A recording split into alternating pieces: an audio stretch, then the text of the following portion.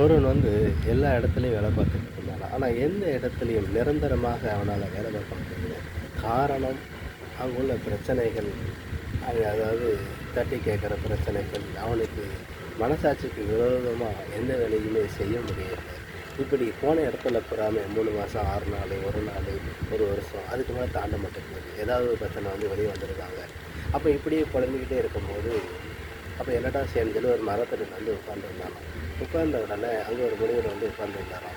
முனிவர் உட்கார்ந்த உடனே என்னப்பா பிரச்சனை இந்த மாதிரி பிரச்சனை அப்படின்னு உடனே, அப்படியா சரி இனிமேல் அதெல்லாம் விட்டுரு, ஒரு காக்கா பிடிச்சனா உனக்கு வாழ்க்கை நல்லாயிருக்கும் அப்படின்னு சொல்லிட்டு வரான். உடனே சரி என்ன காக்கா பிடிக்க சொல்லுவார் அப்படின்னு சொன்னால் இவன் ஒரு காக்கா பொடி அடித்து பிடிக்கிறான். தோட்டையை வச்சு அடித்து பிடிச்சி ஒரு குண்டை போட்டு வச்சுருக்கிறான்.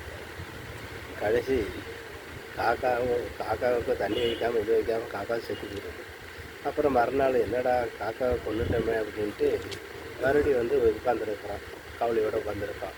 அப்போ மறுபடியும் அந்த முனிவர் வந்தார். என்னப்பா இப்போ எப்படி இருக்கிறாரு? அதையும் கேட்குங்க, ஒழுங்காக வேலைக்காக போய்கிட்டு இருந்தேன், நீங்கள் பாட்டு காக்கா பிடிக்க சொன்னீங்க, காக்கா பிடிச்சி செத்துன்னு வச்சுது. அட பாவி, நான் காக்கா பிடிக்க சொன்னது நீ போன இடங்களில் மனிதர்கள்கிட்ட காக்கா பிடி அப்படின்னா அவங்க என்ன சொன்னாலும் தலையை ஆட்டணும். ஆமாம் ஆமாம் ஆமாம், எதுக்கு எடுத்தாலும் ஏற்று பேசக்கூடாது, தலையை மட்டும் ஆட்டணும். எதை சொன்னாலும் சரிங்கணும்.